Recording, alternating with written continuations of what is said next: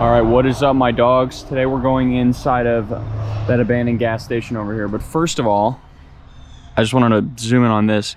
Look at this bug bite that I got from the last time I went out. Some fucking mosquito or some shit ended up biting me. I think it's a bug bite. It might actually be a pimple. I'm not sure. But either way, I'm gonna assume it was a bug bite from the last time that I filmed some stuff. And that's just been annoying as shit recently. And also, there's been a little break in episodes. I'm aware, obviously. And I'll explain why that is. It's actually pretty simple. It's currently May 1st as I'm filming this. And we are right smack dab in the middle of finals week. So I've just kind of been putting all my energy into that. But here we are, just the back of it. You can actually get onto the roof. I don't know if I want to do that. But I'm actually just gonna chill behind here for a little bit.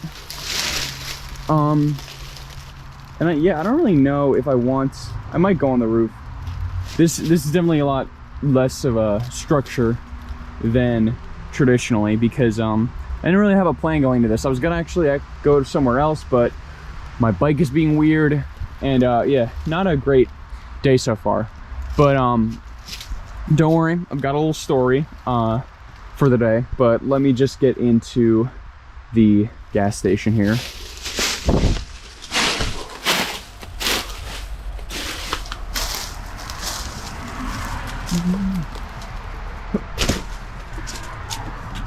Nope, not that one. Ooh, this is also the wrong one, but this is the bathroom. Pretty cool. Oh fuck, god damn it, not this shit again. Nope, we're out. And you know what, I think I'm actually just gonna turn it off and wait till we get in, just to be safe, you know? Okay, we're back. Currently inside of the gas station. Pretty cool. If you look through there, there's pretty much nothing. This is one of my favorite spots, actually. It's just fairly, I mean, it's like an actual building that you can just chill in. It's very sketch though, because you know the highway's right over there.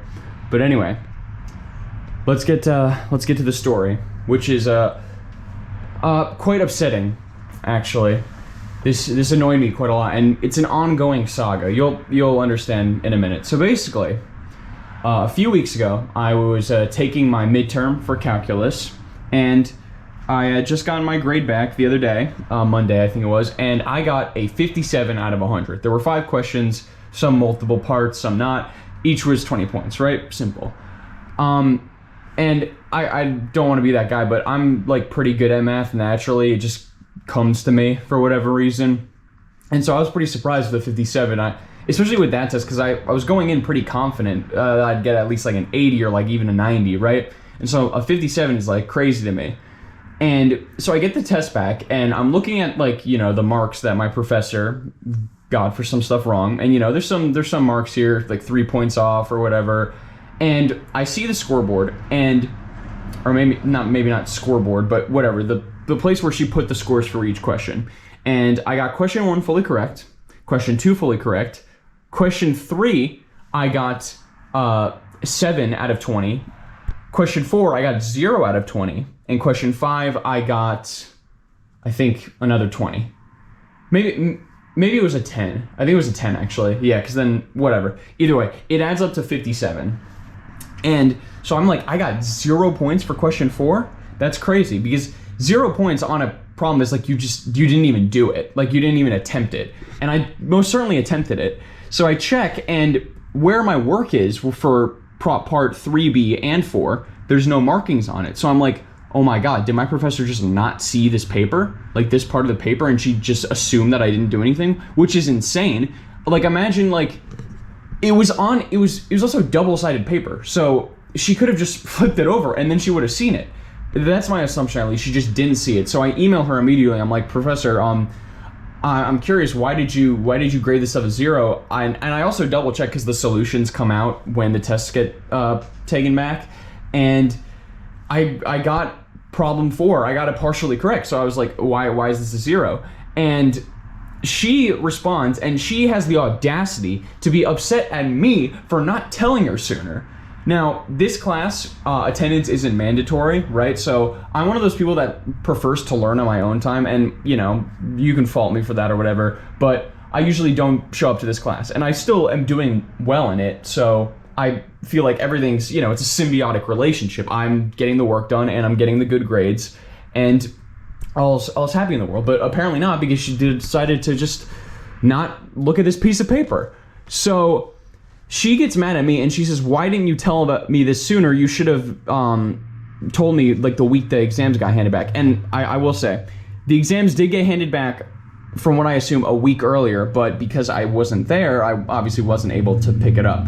And so I explained to her, I just got the exam back now, and it looks like you didn't grade it, and this tanked my grade. So I was like pretty pissed. I'm like, this is insanely unfair. Why do you have the gall to be upset with me for telling you too late when you just didn't grade my assignment properly?